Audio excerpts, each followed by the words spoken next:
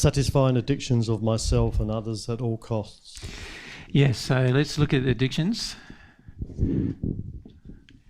Addictions, and this is addictions from myself to others and from others to me. So both, satisfying both is a problem. Addictions are like a great big vortex of holes inside of our souls. So if you can think of your soul, I'll just draw it like that, and imagine parts of your soul has vortex, like sucking in, you know, like, and then there's other vortexes that are going out, right? Out of you, and they're like vortexes go out of you into other, you know, where they're sucking and you're giving, right?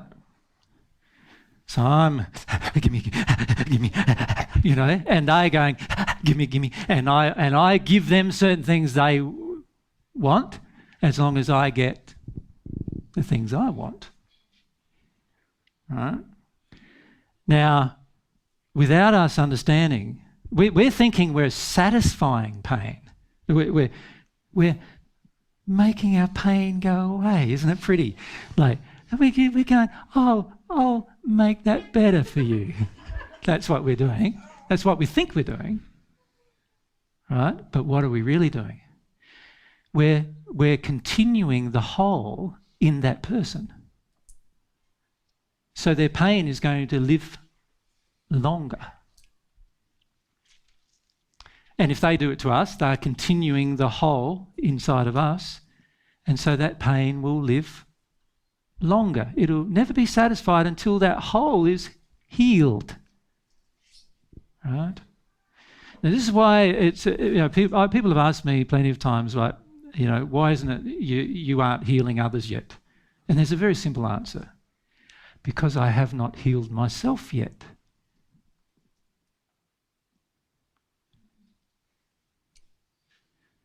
You see that?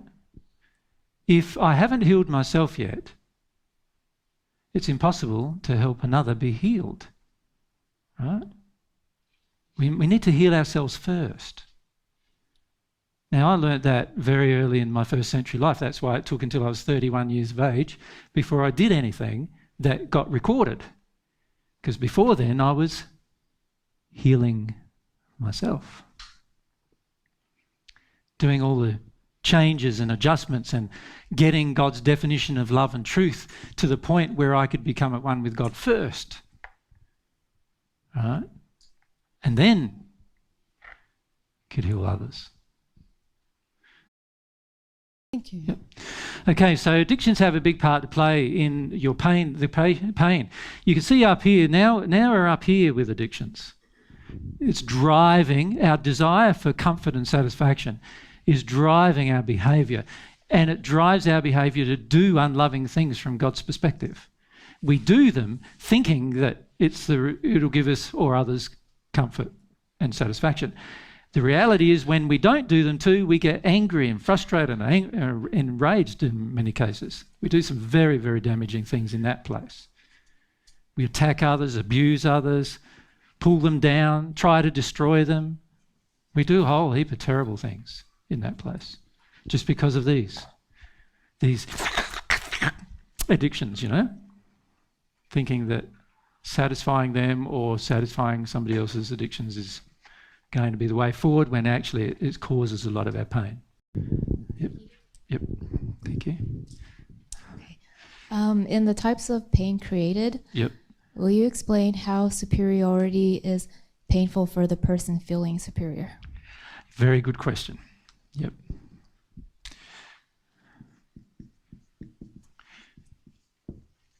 Many of you think feeling superior is a good thing, right? For yourself. It's just a bad thing for others. Right? And remember, the goal is, God's truth is, what's going to make us happy is equal. Us believing we're equal. So this is God's truth. We are all equal. And let's say I'm feeling superior, right?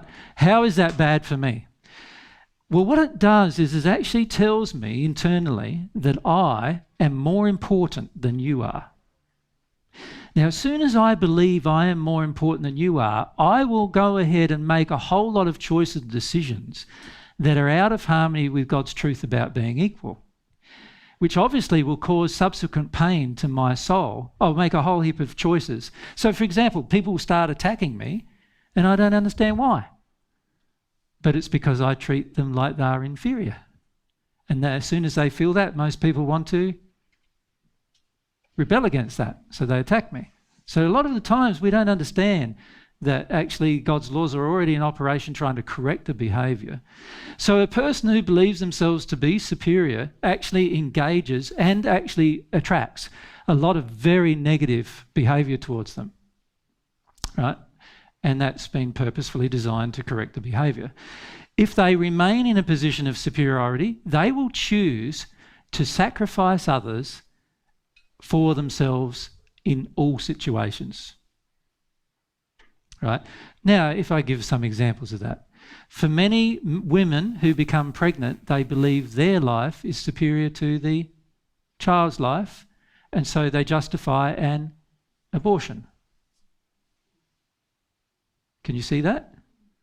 That is a feeling that my feelings are more important than this unborn child's. That causes me to justify an abortion. I've just justified a murder because I felt I was superior. Does that make sense? Mm-hmm. So this is an indication of how damaging it can be. We can even murder in that place and fully justify it. And society go along with us as well, justifying it. Does that make sense? Yes. So it's a very damaging emotion and it causes much soul damage. So the area that it damages us is in our core. So if we look at our soul, our half of the soul, right, what's happening is when we have emotions, so there's our two bodies, our spirit, physical body, spirit body. When we have these emotions in our soul of superiority, we engage behaviour that actually justifies a whole heap of unloving acts. And every unloving act has a feedback mechanism back into the soul of pain. So eventually the pain of this soul is going to increase until it gets so intense that it begins looking at its behaviour. All right? And it actually has more pain for a person who treats themselves as superior than it has to the persons they treat as inferior. Which is appropriate if you think about it.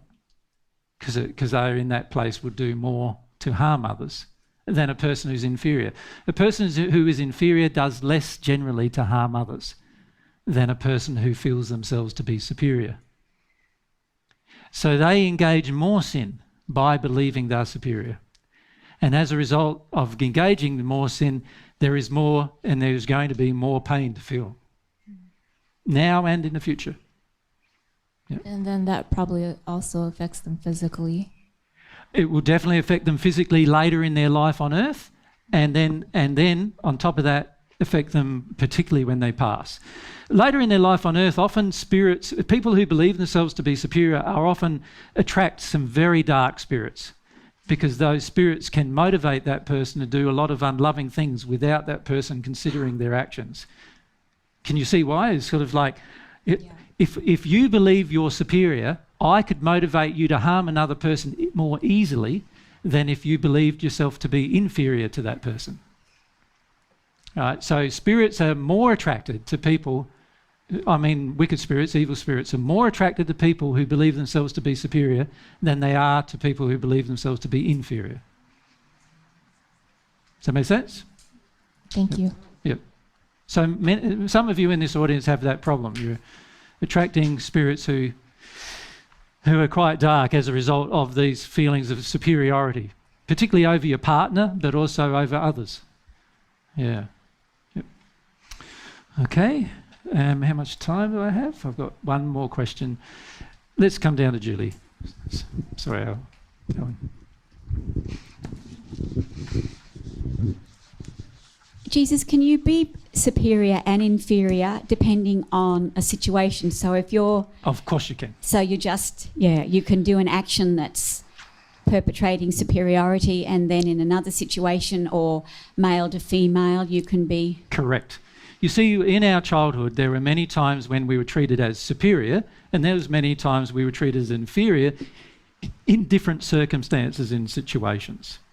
as a result of that, there are many times when a certain situation comes along, we automatically engage the feeling of superiority.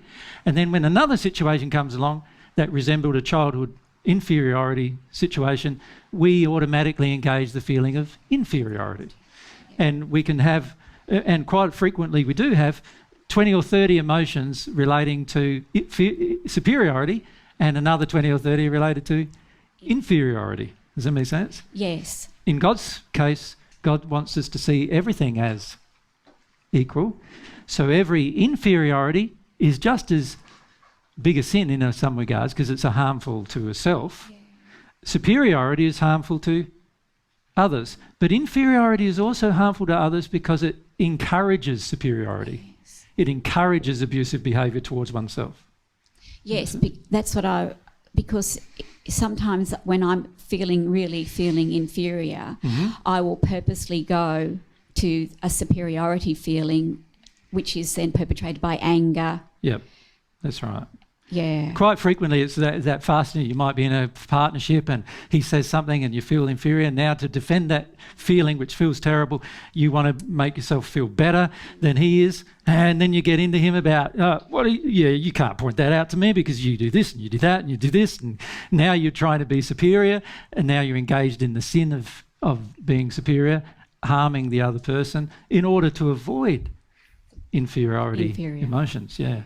Very complex series of emotions. It's interesting that both groups asked that same question in this session, yeah. Okay, well, we come to the conclusion of this particular presentation, the creation of my pain Q&A. Good questions, guys. Now, we'll have now a 30-minute break, so we come at 2. Is that right? Yeah, 2, and we'll get started on the facade. Thanks, guys. Pleasure.